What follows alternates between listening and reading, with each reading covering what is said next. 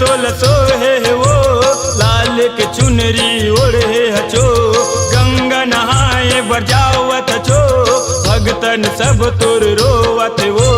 तोला सिंगार तोल सोहे वो, लाल के चुनरी ओढ़े हचो, गंगा नहाए बरजावत छो, भगतन सब तुर रोवत वो।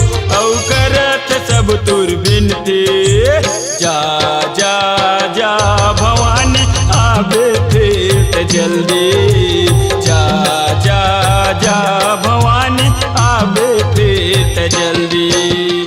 सोलह सिंगार तोल सोहे वो, लाल के चुनरी ओढ़े हचो, गंगा नहाए बरजावत छो, भगतन सब तुर रोवत वो।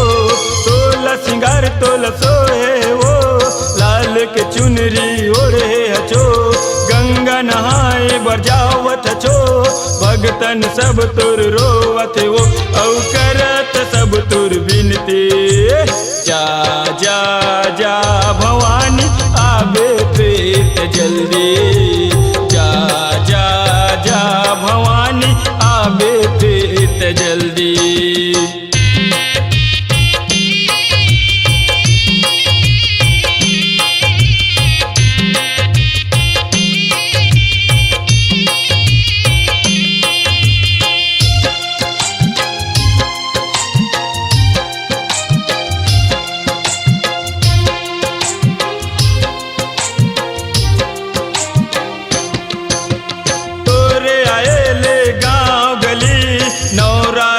जगमगाते तोरे आएले गाँव गली, नवरात्रि में जगमगाते, शहर पहर और डोंगरी पहाड़ी नीकती वो लागी, शहर पहर और डोंगरी पहाड़ी नीकती वो लागी। आबे मोर गाँव मदाई, आबे मोर गाँव मदाई, सबके सुनबे ते अर्जी, जा जा जा भवानी आबे फिर जल्दी, जा जा जा भवानी आबे फिर जल्दी।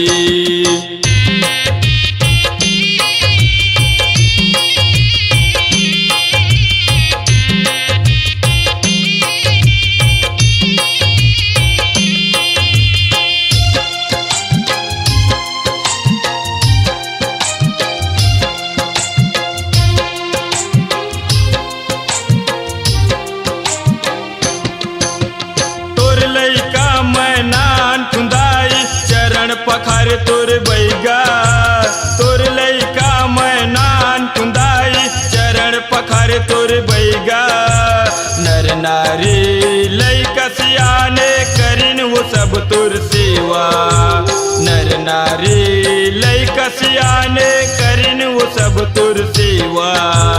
आबे एक साल मदाई, आबे 12 महीना मदाई, दिन के करूँ मैं गिनते, जा जा जा भवानी आबे फिर जल्दी, जा जा जा भवानी आबे फिर जल्दी। सोलह सिंगार तोल सोहे वो, लाल के चुनरी ओढ़े हचो, गंगा नहाए बरजावत छो, भगतन सब तुर रोवत वो।